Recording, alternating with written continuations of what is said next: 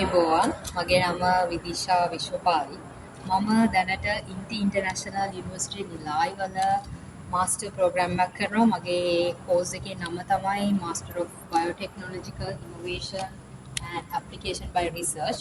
ඉස්සෙල්ලාම කියන්න ඕනේ මට ඉන්ටි ඉන්ටර්නැෂනල් යුනිවර්සිටි එකට එන්න මගේ ડોකියුමන්ටේෂන් පාර්ට්ස් ඔක්කොම කම්ප්ලීට් කරලා මට හෙල්ප් කරේ මැට්‍රික්ස් ජීනියස් ප්‍රයිවට් ලිමිටඩ් ආයතනය. ස්පෙෂලි මේ වෙලාවේ මතක් කරන්න ඕනේ මිස් මනුෂා ගොඩක් තෑන්ක්ස් මගේ හැම වැඩකටම මට ගොඩක් උදව් කරා. එතකොට මම යුනිවර්සිටි එක ගැන කිව්වොත් මේ යුනිවර්සිටි එක ඇත්තටම වර්ල්ඩ් රෑන්කින් ඒෂියාවල වර්ල්ඩ් රෑන්කින් යුනිවර්සිටි එකක්.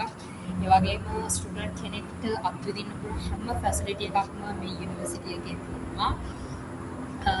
ඊළඟට මම කතා කරන්න මගේ ප්‍රෝග්‍රෑම් එක ගැන. මේක 2 years duration එක තියෙන ප්‍රෝග්‍රෑම් එකක්.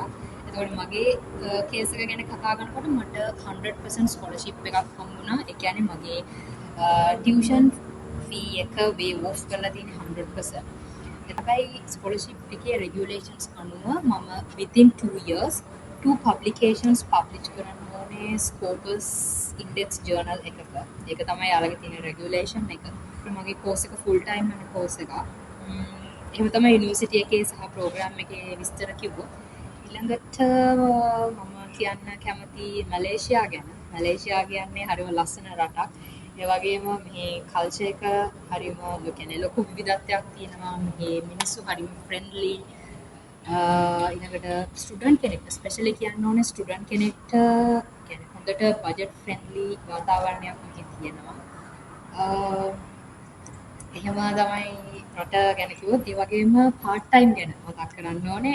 ගොඩක් කට්ටිය අහන ප්‍රශ්නයක් මම දන්නවා. මේ පාර්ට් ටයිම් වලට ජොබ්ස් හොයාගන්න පුළුවන් මෙහි රෙස්ටුරන්ට්ස් වල ඒ වගේම එක කොෆි ෂොප්ස් ඒ වගේ තියෙනවා.